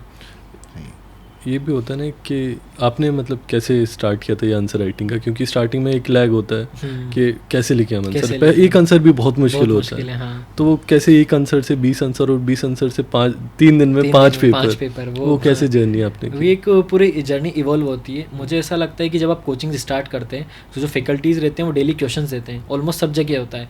तो जो सिंसियर स्टूडेंट्स रहते हैं ना, वो घर जाके उन्हें लिख के और नेक्स्ट डे चेक करा लेते हैं। तो मेरा जो कोचिंग टाइम पे ग्रुप था उसमें हमने ये किया था तो जो मेरा फर्स्ट टाइम का जो इनर्शिया रहता है ना वो वहाँ पे रिमूव हो गया। दिल्ली आया तो मैंने पब्लिक एडमिनिस्ट्रेशन की टेस्ट सीरीज ज्वाइन करी। जब फर्स्ट टेस्ट में देने गया था 20 क्वेश्चंस रहते हैं, मैं बेयरली 12 से 13 क्वेश्चन, ऑप्शनल में 19 क्वेश्चंस रहते हैं टोटल। तो यहाँ पे ऑप्शनल में टेस्ट सीरीज में चॉइस नहीं मिलता, आपको 19 1 to 19 अटेम्प्ट करना है। तो मैं 12 से 13 करके आया था और मैं सोच रहा था कि मुश्किल से 50-60 मार्क्स आएंगे, बट मेरा अच्छा परफॉर्म हुआ, 85 के समथिंग मार्क्स आ गए। तो उससे मोटिवेशन मिला, नेक्स्ट टाइम गया और ज़्यादा अटेम्प्ट किए और उसके बाद देखा कि 3-4 टेस्ट के बाद मैं टॉप 10 में नाम आ गया था मेरा वहाँ की लिस्ट में। तो इससे मोटिवेशन मिला। फिर ये इवॉल्व ऐसा होता है कि आप प्रैक्टिस से होता है। पहले आपने कोचिंग में 1-1 2-2 क्वेश्चन डेली बेसिस पे लिखे हैं, टेस्ट सीरीज अटेम्प्ट करिए। अब मैं होता मेरे साथ कि मैंने 12 ही क्वेश्चन अटेम्प्ट कर पाया, मार्क्स भी कम आए तो मैं छोड़ देता, बट ये था मोटिवेशन इंप्रूव करना है। फिर वापस टेस्ट लिखे, लगातार 11 टेस्ट लिखे हैं 3 महीने के पीरियड में।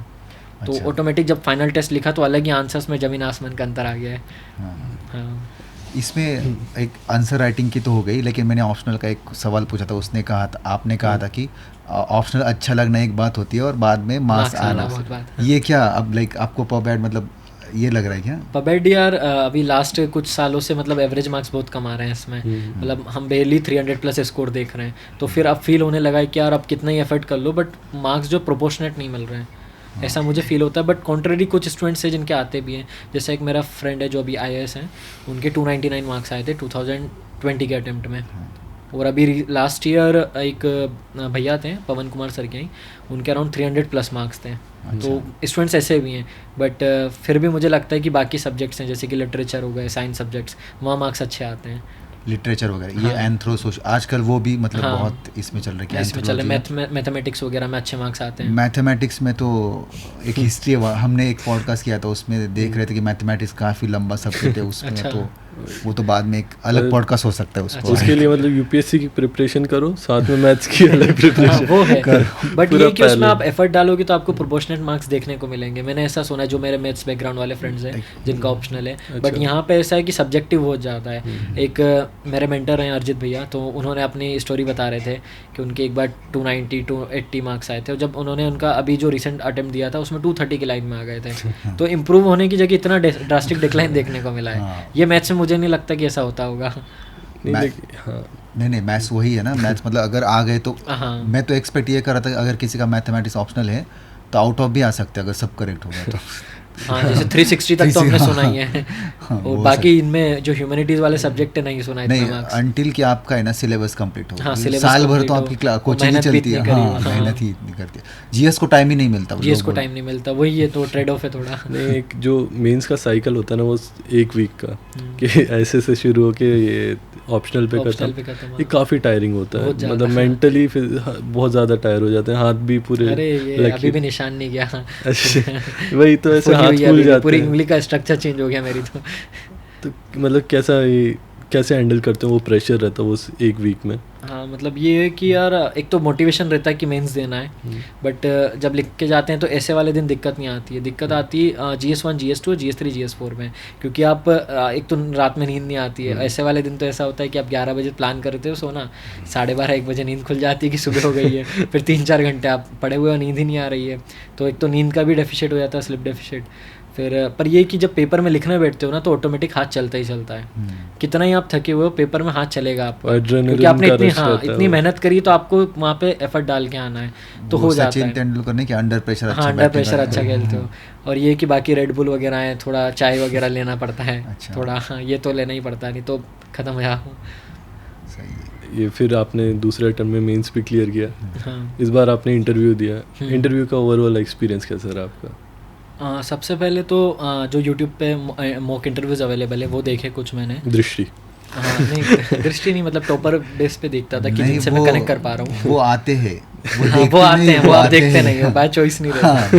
मतलब उसमें पहले कनेक्ट डेवलप किया कि पब्लिक एडमिनिस्ट्रेशन ऑप्शनल है, बैकग्राउंड है, MP से कौन है, क्योंकि स्टेट से बहुत क्वेश्चंस पूछे जाते हैं। उस बेसिस पे मैंने कुछ देखे। उसके बाद ये कि मेरी लाइफ में जो सीनियर्स हैं उनका बहुत इंपॉर्टेंट रोल रहा है। जैसे कि भुवन भैया हुए हैं, आप जानते हैं उन्हें। एक राहुल भैया भी हैं, उन्होंने लास्ट ईयर फॉरेस्ट हम लोग यहाँ क्लिप में डाल दिया। वो मतलब बेस्ट रहा है, उनका बहुत कॉन्ट्रीब्यूशन रहा है प्रीलिम्स में, मेंस में, इंटरव्यू में, तीनों प्रोसेस में उन्होंने मतलब 2-3 साल के में बहुत हेल्प किया है इसमें। मतलब इवन मेंस भी निकला तो उनकी बदौलत ही निकला है। मतलब वो यहाँ ऑफिस में रहते थे बट मैं कॉल करके परेशान करता था कि यहाँ दिक्कत आ रही है। उन्होंने रात में भी हमारी बात हुई है, बहुत गाइड किया है। तो उनसे पूछा उनको, जैसे मैं ना एक मेरे साथ अभी भी शायद आपको लग रहा होगा बोलने की स्पीड बहुत तेज़ है, हाँ। तो ये मेरे को मॉक्स में भी कॉमन फीडबैक सब जगह मिला। तो ये सब ये चीज़ें बोलने की स्पीड तेज थी और हाँ। लिखने की भी तेज है क्या? लिखने की वो हाँ वो रहता है ना आपका सिंक रहता है दोनों चीज़ें, तो मतलब बहुत ज़्यादा बोल स्पीड आ जाती है, सभी मॉक्स में ये रहा था। तो वही सबसे पहले डिस्कस किया जिन्होंने इंटरव्यू में अपीयर हुए हैं। एक राहुल भैया थे, तो उन्होंने लास्ट ईयर फॉरेस्ट का दिया है, तो मैं मॉक दे के आया, सबसे पहला मॉक दिया। फिर मैंने खुद से मैंने वीडियो देखा, फिर उनको लिंक भेजा, उन्होंने देखा, वो नोट्स बना के लेके आए मेरे लिए, मतलब उनने भी बहुत हार्ड वर्क दिखाया इसमें। आए फिर हमने पूरा डिस्कस किया, उन्होंने बताया ये चीज़ नहीं करने की होती और इस आंसर को ऐसे आप फ्रेम करके दे सकते हो, कुछ ऐसा नहीं कि तुम पढ़ के आना ये वाली चीज़ें। उन्होंने ये बताया कि इस चीज़ को कैसा अच्छे आप प्रेजेंट कर सकते हो। जैसे मैं वगैरह कर रहा हूँ, मतलब बोलने में दिक्कत आ रही है, फर्स्ट टाइम था मॉक इंटरव्यू और कैमरा के सामने कहीं बोला भी नहीं था, तो उनसे मेरे को बहुत हेल्प मिली। बाकी जो और भी सीनियर्स थे उन सब से हेल्प ली मैंने, और जो साथ में बाकी स्टूडेंट्स हैं जो अपीयर कर रहे थे, हम ग्रुप डिस्कशन करते थे, तो एक बेस फ्रेम हुआ। फिर मॉक इंटरव्यूज़ देना स्टार्ट किए तो शुरू में इश्यूज़ हुए, मतलब आप आंसर्स नहीं आ रहे हैं प्रॉपरली, आप कम्युनिकेट नहीं कर पा रहे हैं, बट धीरे धीरे ऐसा हुआ कि जो प्रेशर था, जो नर्वसनेस थी, वो कम हो गई।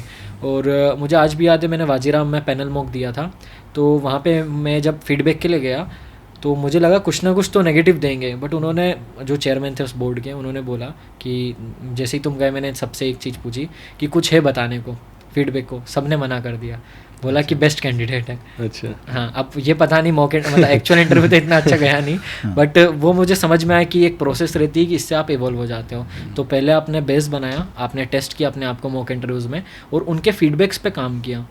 जैसे मेरी स्पीड तेज़ थी तो स्पीड पे मैंने थोड़ा वर्क किया, और कुछ जगह ऐसा होता है कि जैसे बताते हैं कि आपको ऑप्टिमिस्टिक रहना है, तो अगर आपको फंसाया जा रहा है किसी पैनल मेंबर द्वारा, तो हम ये करते हैं कि ऑप्टिमिस्टिक साइड दे रहा हूँ ना मैं, तो उनको फील हुआ था मैं आर्ग्यू कर रहा हूँ। ओके हाँ, तो मुझे एक मॉक में ये बोला गया था, तो और जैसे आप आंसर दे रहे हो तो आप स्टार्ट करें नो सर करके, हाँ, तो ये भी हो जाता है, आप बार बार नो कर रहे हो, हाँ। तो उसको कैसे फ्रेम करना है, उसको कैसे अच्छे से आंसर देना है, तो ये सब एक प्रोसेस में इवॉल्व हुआ, और फिर मैंने सीखा कि कैसे होता है।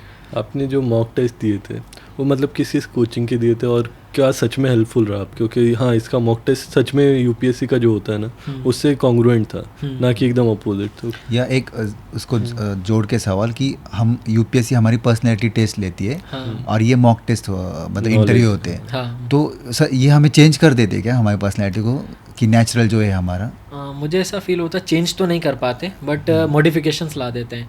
मतलब मैंने ऐसा सुना क्या फील भी किया जब मैं देने गया, कि शुरू के 5 मिनट में आप बिहेव कर लोगे जैसे आप पढ़ के आओ, जैसे आप प्रोसेस करके आओ, फिर आप नेचुरल हो जाओगे, जैसा आप पर्सनैलिटी एक्चुअल है आपकी वैसी निकल के आ जाती है। मॉक्स से ये बेनिफिट मिलता है कि आप कम्युनिकेशन करने की आप में एबिलिटी आ जाती है, और अगर आपके सामने 5 मेंबर्स हैं आपसे क्वेश्चंस पूछ रहे हैं तो आप वहाँ घबराओगे नहीं, आप कॉन्फिडेंटली आंसर दे पाओगे। तो उसकी प्रैक्टिस हो जाती है, कॉन्फिडेंस मिल जाता है। और डेफ एनालिसिस होता है, डेफ पे क्वेश्चंस पूछे जाते हैं, तो ऑल्दो चांस बहुत कम रहता है कि वो क्वेश्चंस रिपीट हो, बट 1-2 क्वेश्चंस रिपीट हो जाते हैं। जैसे मैं स्कूल वाइस कैप्टन था, तो मेरे से जो लास्ट मेंबर थे उन्होंने यही पूछा था, तो वो फर्स्ट मॉक जो दिया था वो question as it is repeat हुआ था, तो वहाँ मुझे एडवांटेज मिला, मैंने आंसर अच्छा दिया उसका। बाकी तो कोई क्वेश्चन रिपीट नहीं हुआ था। अगेन वही क्वेश्चन कि कौन से कोचिंग के आपको अच्छे लगे थे कि हाँ ये अच्छे हैं मॉक्स? हाँ, जो आप मैंने अराउंड 8 to 9 मॉक्स दिए थे। मेरा सबसे बेस्ट वाजीराम का पैनल मॉक गया था, क्योंकि वहाँ पे मतलब बहुत अच्छे से आंसर्स दिए थे मैंने। उसके बाद मेरा संकल्प का मॉक भी अच्छा गया था, और उसकी जो सेटिंग अरेंजमेंट रहता है और जो पूरा अरेंजमेंट और सेटिंग रहती है वो, और बाकी जो इंटरव्यू भी चला वो सिमिलर टू यूपीएससी था। ऑल्दो क्वेश्चंस वो रिपीट नहीं हुए बट एनवायरनमेंट वैसा था संकल्प का। तो ये 2 मुझे अच्छे लगे। उसके बाद नेक्स्ट एस का भी अच्छा था पैनल मॉक। बाकी मैंने अदर देन दैट मैंने टेक्स्ट बुक करके उसका दिया था शुरू में, वहाँ से मुझे फीडबैक अच्छा मिला। मैंने उनका 2 बार दिया था। अच्छा। हाँ, 2 बार दिया था। एक फर्स्ट टाइम उनका दिया था और लास्ट में आते आते दिया था कि मैं कितना इम्प्रूव किया है, वो भी बोले थे। उसके बाद मैंने PW ओनली IAS का दिया है और विजन IAS का दिया है। काफ़ी आपने एक्सप्लोर किया था इसके लिए। सारे दे दिए, बस एक नाम जिसका मैं वेट कर रहा था वो नहीं दिया, मतलब ज़्यादा फेमस नहीं होना था। दृष्टि नहीं दिया आपने? हाँ, दृष्टि नहीं दिया। मतलब ये ना कि सीखने गए वहाँ पे, मतलब फालतू कम्युनिकेशन नहीं करना है। जैसे कुछ जगह होता है ग्रिल करते हैं अननेसेसरी, तो वो नहीं करना था। वही तो एक्चुअल इंटरव्यू का एक्सपीरियंस कैसा था आपका? एक्चुअल में हुआ क्या था, मेरा 4 मार्च को इंटरव्यू था, तो पेरेंट्स के साथ ही था, गए तो सब बढ़िया था। गया तो मेरा फर्स्ट ही आ गया मॉर्निंग में। दिनेश सर का बोर्ड था, तो मुझे ऐसा हुआ कि वहाँ से लेके गए और जो जस्ट रूम था उसके जस्ट बाहर बिठा दिया। तो मैं एक्सपेक्ट कर रहा था कि ज़्यादा से ज़्यादा 5-1 मिनट बिठाते होंगे, बट मेरे को 15 से 20 मिनट्स बिठाए रखा। तो मैं थोड़ा नर्वस ज़्यादा हो गया, तो मैं एंट्री लेते टाइम बहुत ज़्यादा नर्वस हो गया था। गया तो एकदम से पूरा एनवायरनमेंट अलग था, मतलब मॉक्स में ऐसा एनवायरनमेंट नहीं मिलता जैसा वहाँ पर मिला। मतलब कैसे अलग? मतलब बहुत पास सब बैठे हुए हैं और वो मतलब उनके फेस पे कोई एक्सप्रेशंस नहीं है, बस आपको ऐसे घूरे जा रहे हैं, मतलब ज़्यादा कोई एक्सप्रेशंस नहीं है। चेयरमैन सर ने अच्छे से वो कराया, कंफर्टेबल किया कि मतलब उनकी गुड मॉर्निंग की जगह बैड मॉर्निंग हुई होगी। हाँ हो सकता है, मतलब बिल्कुल पोकर फेस था, कोई भी आप कुछ नहीं गोच कर सकते कि हंस रहे, मतलब कि आप उनको फील किया और आपके आंसर से। पहले चेयरमैन सर ने अच्छे से वो किया कंफर्टेबल कि it's good to see you, मतलब आप इस एज में यहाँ पर आए हैं और ये अपॉर्चुनिटी बहुत कम लोगों को मिलती है। फिर उन्होंने क्वेश्चंस वगैरह स्टार्ट किए, उसके बाद बाकी मेंबर्स ने भी पूछे। कुछ क्वेश्चंस थे जो मैं बिल्कुल आंसर नहीं कर पाया, जैसे कि एक पूछा था डी बासु में 3 टेक्निकल मिस्टेक्स कौन सी है, तो उसमें पूरा कुछ भी नहीं पता था। फिर उन्होंने और इंसिस्ट किया कि 3 टेक्निकल मिस्टेक्स जिसको लेके बच्चे यूपीएससी में भी आए और सुप्रीम कोर्ट भी गए, वो नहीं पता था। फिर एक पैनल मेंबर ने बीच में पूछा था बैलेंस शीट देखिए किसी कंपनी की, मैंने कहा नहीं। और कुछ जगह थी जहाँ मुझे फंसाने की भी थोड़ी बहुत कोशिश करी थी कि मैं अपना स्टैंड चेंज कर दूँ। एक पाकिस्तान का कंसाइनमेंट सीज हुआ था, उससे रिलेटेड। अच्छा, हाँ, शायद जवाहरलाल नेहरू जेएनवी पोर्ट पे समथिंग। तो वो वाली उन्होंने एक्चुअली चेयरमैन सर ने लास्ट में पूछा था आप न्यूज़पेपर पढ़ के आए, मैंने कहा हाँ। तो बोलते हैं कोई एक न्यूज़ आप ही बताइए, आप ही क्वेश्चन फ्रेम करिए और आप ही आंसर दे दीजिए। मैंने कहा ठीक है, मेरे लिए अच्छा था, पढ़ा भी था मैं, सेम डे थोड़ा टाइम मिला था तो मैंने उस पर आंसर दिया। फिर जो नेक्स्ट मेंबर थे उन्होंने उसी पे क्वेश्चंस कंटिन्यू किए थे। ऐसे कोई डायलेमा वाला क्वेश्चन नहीं पूछा था जहाँ की कॉर्नर हो सके, डायलेमा वाला स्टैंड ले लो? हाँ, मतलब एक मैम ने पूछा था, ऐसे इट इज़ डायलेमा वाला नहीं था। उसमें उन्होंने पूछा था, जैसे मेरी हॉबी रही है ट्रैवल व्लॉग्स देखना, तो वो इस पर स्टार्ट हुई। फिर बोलती है कि कंसिडर करो एक सिनारियो, तुम्हारे पास स्मार्टफोन्स नहीं है, टेक्नोलॉजी नहीं है, सोशल मीडिया नहीं है, तो जैसे पब्लिक एडमिनिस्ट्रेशन ऑप्शनल है, तो ये एडमिनिस्ट्रेटर्स के लिए इजी रहेगा फिर ये वाला सिनारियो या डिफ़िकल्ट रहेगा? तो मेरा ओपिनियन ये था कि ये डिफ़िकल्ट रहेगा, क्योंकि आज के टाइम में टेक्नोलॉजी और स्मार्टफोन और सोशल मीडिया से एडमिनिस्ट्रेटर्स को बहुत हेल्प मिलती है ग्रास रूट लेवल पे काम करने के लिए। तो उन्होंने फिर चेंज किया कि नहीं सारी टेक्नोलॉजी, कंप्यूटर सिस्टम सब कुछ है, only social media and smartphones नहीं है। तो मैंने सोच में पड़ा, मैंने कहा अच्छा। फिर मैंने बोला कि मैम ये डिफ़िकल्ट ईजी रहेगा, क्योंकि टेक्नोलॉजी सारी हमारे पास है, सब कुछ है, सोशल मीडिया के बहुत सारे एल्स हैं जो मिस इन्फॉर्मेशन स्प्रेड वगैरह होती है, तो कंपैरेटिवली अभी के आज के जो ट्रेंड्स हैं उनके बेसिस पे ये हमारे लिए इजी रहेगा। फिर उन्होंने अगेन चेंज कर दिया कि तुम्हें नहीं लगता कोविड-19 में सोशल मीडिया स्मार्टफोन्स के थ्रू इतना कुछ एडमिनिस्ट्रेशंस ने हेल्प किया है? तो वापस मैं फंस गया वहाँ पे। तो पर ये कि फिर मैंने डिप्लोमेटिकली उससे बाहर आया, मैंने बोला मैम यस मैम, उनसे मतलब आर्ग्यू वगैरह नहीं किया, एग्री किया। फिर मैंने कंक्लूड किया कि मैम सोशल मीडिया के कुछ नेगेटिव्स है, अगर हम उन्हें रेगुलेट करेंगे तो वो विन विन सिचुएशन रहेगी। ऐसे करके मैंने कंक्लूड कर दिया। बच गया। हाँ, बच गया। उसके बाद उन्होंने 2-3 क्वेश्चंस और पूछे थे, like criminal law amendment act वाले। उसमें उन्होंने इंसिस्ट किया कि किन्होंने प्रोटेस्ट किया था और क्या मेन रीज़न था।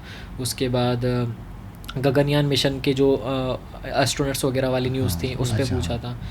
उसके बाद हो गया था इंटरव्यू खत्म। दो चीज़ें होती है ना इंटरव्यू में, एक होती है टेक्निकल नॉलेज टेस्टिंग और एक होती है पर्सनालिटी टेस्टिंग। मेजर पार्ट जो नॉलेज टेस्टिंग का होता है वो प्री और मेंस में हो जाता है। इंटरव्यू में मेनली पर्सनालिटी होती है। तो आपने जैसे बोला कि बहुत से जवाब आपने बोले कि सॉरी सर नहीं पता, तो उनका क्या इम्प्लीकेशन होता है?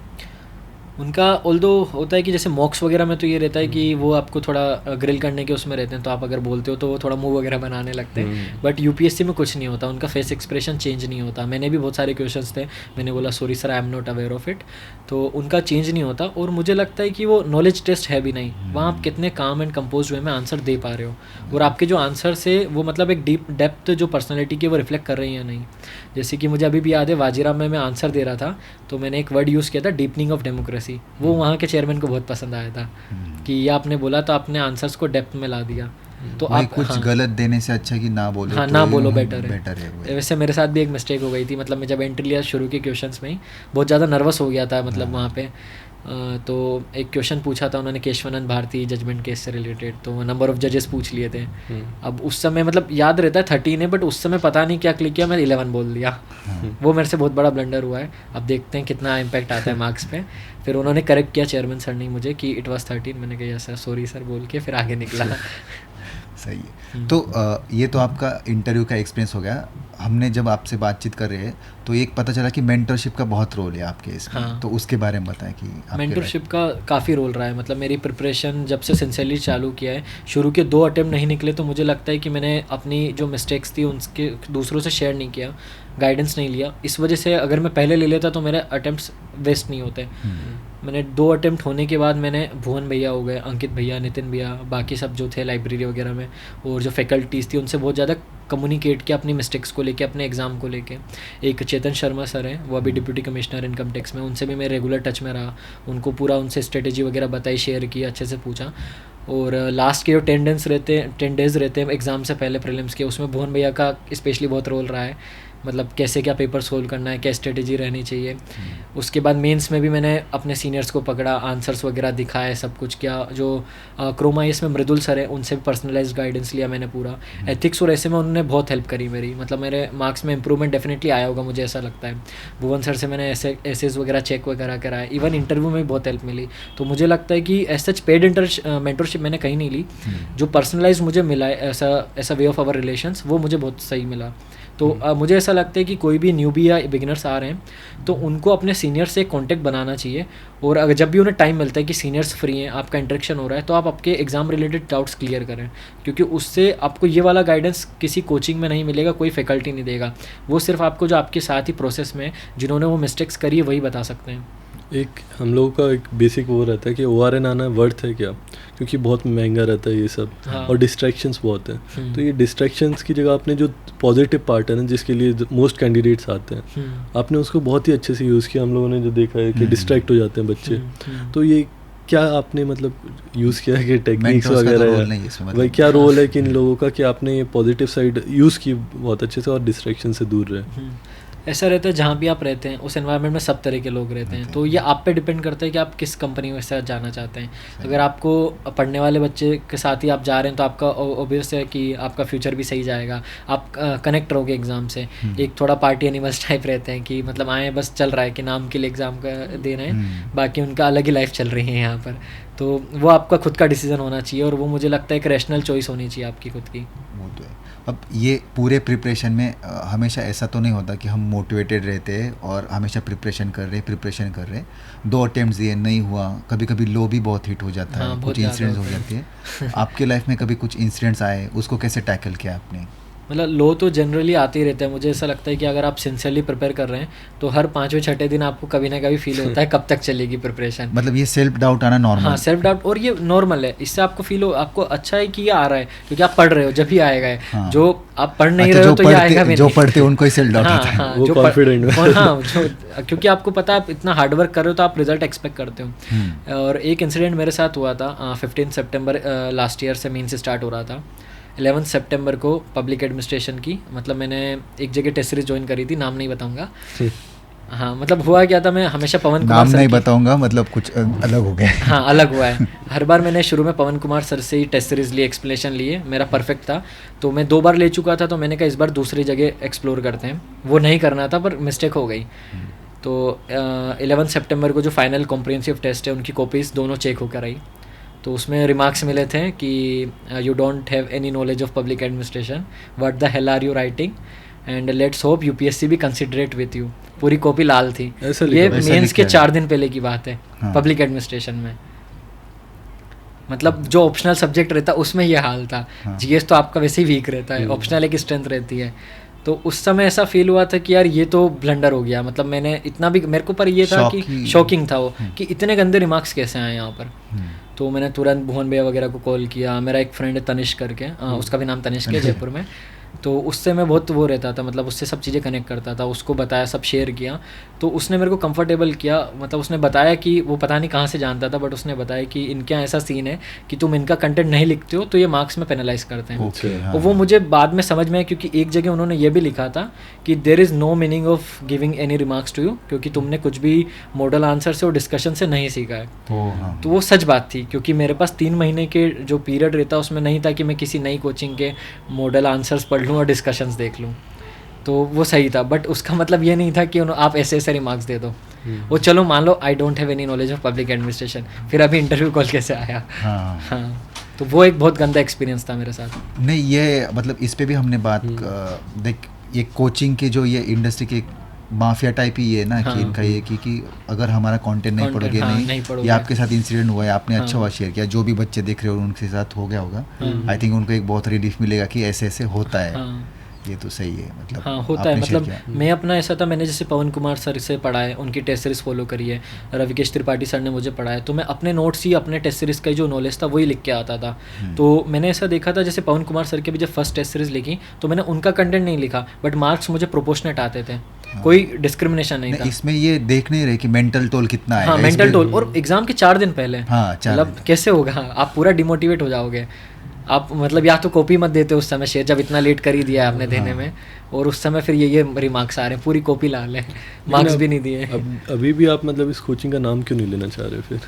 ठीक है, अब छोड़ो, मतलब प्रोमिनेंट कोचिंग है मार्केट की, तो क्या ही मतलब है। बाकी ये सिलेक्शन के बाद अगर पहले मैं भी देख लूँ ना मार्क्स आ रहे हैं कि नहीं अगर मार्क्स अच्छे आते हैं तो फिर तो नाम ले दूंगा सही है।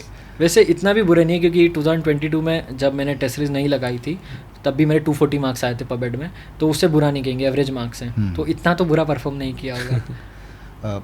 इस यूपीएससी की जर्नी में मतलब मैं आपसे, आपके भाई बहन हैं, मतलब ये आप सिंगल चाइल्ड, लाइक आपके है भाई बहन?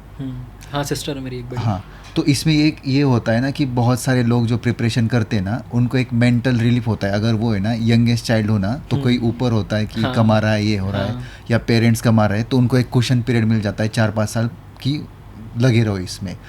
तो बाद में ये होता है कि जैसे जैसे वो एज बढ़ती जाती है ना, पेरेंट्स भी डिमांड करने लगते हैं कि जॉब कर, ये कर। आपसे हो गया था वो? मेरे साथ ऐसा था कि शुरू के 2 अटेम्प्ट तक तो कुछ भी नहीं हुआ था, फिर तीसरे में जैसे स्टार्ट हुआ था कन्वर्सेशन, बट मैंने क्लियर कर दिया था कि मैं 3rd अटेम्प्ट वापस से दूंगा बिना कोई एग्ज़ाम दिए। 3rd के बाद जब प्रीलिम्स दिया तो रिजल्ट आया नहीं था, और MPPSC का पेपर था, और उसी साल मैंने फॉर्म भी भरा था, तो पेरेंट्स बोलने लगे आ जाओ दे दो। अब पता है पढ़ा कुछ नहीं है, होगा भी नहीं, तो मैंने कन्विंस कर लिया था, और ये मैं फॉर्चुनेट रहा हूँ कि पेरेंट्स मेरी बातों में कन्विंस हो जाते थे, मतलब उन्हें बिलीव था कि ये कर लेगा। प्रीलिम्स निकल गया तो उसके बाद ये कन्वर्सेशन ख़त्म हो गया कि प्लान बी वाला, और मेरा ये कि UGC नेट भी निकल गया था पब्लिक एडमिनिस्ट्रेशन में, तो थोड़ा पेरेंट्स को भी लगा कि अब कुछ कर लेगा।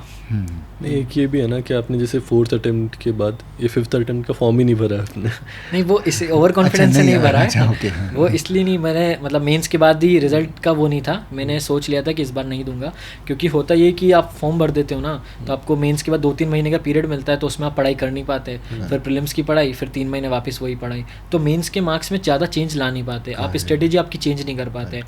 और जैसे ऑप्शनल है, अगर मान लो वो उसमें मार्क्स फिर से कम आ रहे हैं, तो आपको पूरा थोड़ा चेंज करना पड़ेगा। ये भी सब मेंटर्स ने बताया था, ये आपकी प्लान, लाइक बहुत ही अच्छी प्लानिंग है कि आपने ये मेरी खुद की थी, मतलब मेरे को मेंटर्स ने तो बोला था दे देना चाहिए, बट मैं क्लियर था कि अगर मैं फॉर्म भरूंगा तो कोई ना कोई इन्फ्लुएंस कर लेगा। हाँ, सही, ये बहुत सही प्लानिंग। हाँ, जैसे भुवन भैया ये वो लास्ट तक बोलते रहे कि नहीं भर देना है, पर मैंने कहा यहाँ एडवाइस माइट भी इनको ये लगा होगा ना कि आपकी फिल्म्स बहुत स्ट्रांग हो गई है, कि आप तो निकाल लेंगे वो। हाँ, निकल भी जाता है तो है ना कि मेंस में रिजल्ट ज़्यादा चेंज नहीं आएगा, तो ऐसा था कि अभी एज है मेरे पास, तो 1 साल में ढंग से करता हूँ पूरा, नेक्स्ट ईयर फिर अच्छे से दूंगा, तो इसलिए मैंने फॉर्म ही फिल नहीं किया। ये एज से रिलेटेड लास्ट क्वेश्चन है मेरा। हाँ, कि जैसे आजकल काफ़ी बच्चे वो 11th-12th से इनफैक्ट स्टार्ट कर देते हैं, सोच रहे हैं कि हम यूपीएससी करेंगे, तो आप उनको क्या एडवाइस दोगे कि आप मतलब अभी से स्टार्ट करना है नहीं चाहिए या करना चाहिए? साथ ही साथ अगर स्टार्ट करना चाहिए तो कितना उसे टाइम देना चाहिए, तो आप क्या एडवाइस दोगे उन बच्चों को? मतलब मेरा ऐसा था कि मैंने स्टार्ट किया था 12th के बाद से ही, तो मैं पहले बिल्कुल सिंसियर नहीं था, मुझे ऐसा क्लियर था कि मुझे ये एग्ज़ाम मुझसे होगा नहीं, तो मुझे देना भी नहीं है, बस सिर्फ कोचिंग जाता था, नोट्स बना के घर आ जाता था, रूम पे आ जाता था। मेरा जो रूममेट था वो भी सेम यही थॉट था, हम रात के 3 बजे तक ये डिस्कस करते हैं कि आगे करना क्या है, कोचिंग चल रही बट डिस्कशन नहीं हो रहा कैरियर अपॉर्चुनिटीज़ और क्या क्या है, तो ये दिक्कत रहती है। तो मैं बिल्कुल इसके एडवाइस के अगेंस्ट हूँ कि आप 12th के जस्ट बाद ही स्टार्ट करें, उसकी जगह आपको जिस फील्ड में ग्रेजुएशन करना है, कोई सी भी फील्ड हो XYZ, उसमें करिए। जब आपको अगर UPSC करना है तो वहाँ पे आप जब आप कंफर्टेबल हो जाएं ग्रेजुएशन के उससे, अगर आपको लगता है अच्छा चल रहा है, पढ़ाई चल रही है, तो उसमें कंटिन्यू करें, या उसके आते आते जो लास्ट ईयर रहता है उसमें प्रिपरेशन स्टार्ट करें। शुरू से आप इसको करोगे तो इतना वो नहीं है, सही बात मुझे नहीं लगती, मतलब आप मिसडायरेक्टेड हो जाते हो, क्योंकि हमारे साथ भी हुआ था जब मैंने कोचिंग किए तो ऑलमोस्ट सभी ऐसे ही थे जो 12th पास करके आए थे, तो इनिशियली हमारी क्लास में अराउंड 90 समथिंग स्टूडेंट्स थे, नेक्स्ट ईयर मेंस का कुछ उन्होंने कोर्स किया, उस 90 में से अराउंड 25 बचे थे। अच्छा। और आज 25 में से शायद ही 3-4 ही बचे होंगे, तो ये उसका बहुत बड़ा नेगेटिव है कि आप इतने साल तक कंटिन्यू नहीं कर पाते। कुछ लोग ऐसे भी थे जिन्होंने कोचिंग पूरी करी पर बिना अटेम्प्ट दिए ही इसको ड्रॉप आउट कर दिया। फिर क्या सेंस रहा आपका जल्दी अर्ली बहुत स्टार्ट? बार ये भी होता है ना, बहुत सारे बच्चे, आप प्रीलिम्स के अगर सेंटर में जाओगे आधा तो रूम खाली रहता है, आधा से ज़्यादा भी खाली रहता है, बहुत सारे तो आते भी नहीं। भाई फॉर्म भर देते हैं फॉर्म लेकिन भर देते आते नहीं आते, वो उसके लिए भी कॉन्फिडेंस चाहिए, मतलब बहुत देने के लिए। तो आज तनिष आज हमारे पॉडकास्ट पे आए, आई होप कि आपका इंटरव्यू का इस बार हो जाए और सिलेक्ट होके आज आप है ना नेक्स्ट पॉडकास्ट में हमारे साथ। बिल्कुल बिल्कुल, आज हमारी यही बात हुई वही थी, कुछ नेक्स्ट का दिनों प्लान करेंगे इसके बाद। कुछ अब दिनों देखते हैं रिजल्ट आता है कैसा रहता है। नहीं, हम होप कि पॉजिटिव ही रिजल्ट आएगा। हाँ, इस साल नहीं तो next year. All the best Tanishq for thank you. और फिर से आना हमारे पॉडकास्ट में, IAS बन के आना। ठीक है, थैंक यू। Thank you.